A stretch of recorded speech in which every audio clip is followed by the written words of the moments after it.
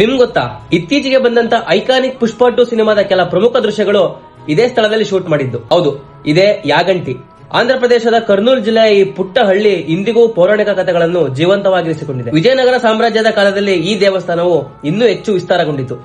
ಇಲ್ಲಿನ ಪ್ರಮುಖ ಆಕರ್ಷಣೆ ಅಂದ್ರೆ ಎಲ್ಲರ ಪ್ರಕಾರ ಯಾಗಂಟಿ ಉಮಾಮಹೇಶ್ವರ ದೇವಸ್ಥಾನ, ವರ್ಷದಿಂದ ವರ್ಷಕ್ಕೆ ಬೆಳೆಯುವ ಸ್ವಯಂಭೂ ನಂದಿ ಹಾಗೂ ವರ್ಷಪೂರ್ತಿ ಹರಿಯುವ ಪುಷ್ಕರಣಿ. ಆದ್ರೆ ನನ್ನ ಕೇಳಿದ್ರೆ ಪ್ರಕೃತಿಯ ಪವಾಡ ಎನಿಸೋ ಇಲ್ಲಿರೋ ಸ್ವಯಂಭೂ ಹನುಮಂತ. ಏನಪ್ಪಾ ಅದು ಅಂತೀರಾ? ಬನ್ನಿ ತೋರಿಸ್ತೀನಿ, ನೀವೇ ನೋಡಿ. ಮಾನವನ ಕೈ ಸ್ಪರ್ಶಿಸದೆ ಪ್ರಕೃತಿಯೇ ರೂಪಿಸಿದಂತೆ ಕಾಣುವ ಇಲ್ಲಿನ ಆಂಜನೇಯನ ಪ್ರತಿಮೆ. ಪರ್ವತದ ಕಲ್ಲಿನೊಳಗಿಂದಲೇ ಆಂಜನೇಯನ ಮುಖ, ಅವನ ಗಂಭೀರ ದೃಷ್ಟಿ, ಸಾಕ್ಷಾತ್ ಹನುಮಂತನೇ ನಿಂತು ಯಾಗಂಟಿಯನ್ನು ಕಾವಲು ಕಾಯುತ್ತಿದ್ದಾನೇನೋ ಅನ್ನೋ ಅನುಭವ ಇಲ್ಲಿ ಆಗುತ್ತೆ. ನೀವೇನಾದ್ರೂ ಈ ಪ್ಲೇಸ್ ಗೆ ಬಂದ್ರೆ ಈ ಒಂದು ಅದ್ಭುತನ ನೋಡೋದ್ ಮರಿಬೇಡಿ. ಇಲ್ಲಿ ಇನ್ನೂ ಹಲವು ಗುಹೆಗಳು ಇವೆ. ಅಗಸ್ತ್ಯ ಗುಹೆಗಳು, ವೀರಭದ್ರ ಗುಹೆಗಳು ಮತ್ತು ವೆಂಕಟೇಶ್ವರ ಗುಹೆಗಳು. ಪುರಾಣಗಳ ಪ್ರಕಾರ ಈ ಪ್ರದೇಶದಲ್ಲಿ ಅಗಸ್ತ್ಯ ಮಹರ್ಷಿಗಳು ದೀರ್ಘಕಾಲ ತಪಸ್ಸು ಮಾಡಿದ್ದಾರೆಂದು ನಂಬಿಕೆ ಇದೆ.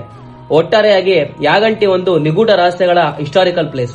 ಕಳೆದ ವಿಡಿಯೋಗಳಲ್ಲಿ ಆಹೋಬಿಲಂ ಹಾಗೂ ಬಿಲ್ಲಸುರ್ಗಂ ಕೇವ್ಸ್ ಬಗ್ಗೆ ಹೇಳಿದ್ದೆ. ಅವೆರಡೂ ಪ್ಲೇಸ್ ಈ ಸ್ಥಳದ ಸುತ್ತಮುತ್ತಲೇ ಸಿಗುತ್ತೆ. ಈ ಎಲ್ಲಾ ಅದ್ಭುತ ಸ್ಥಳಗಳಿಗೆ ಒಮ್ಮೆ ಭೇಟಿ ಕೊಡಿ. ಧನ್ಯವಾದ.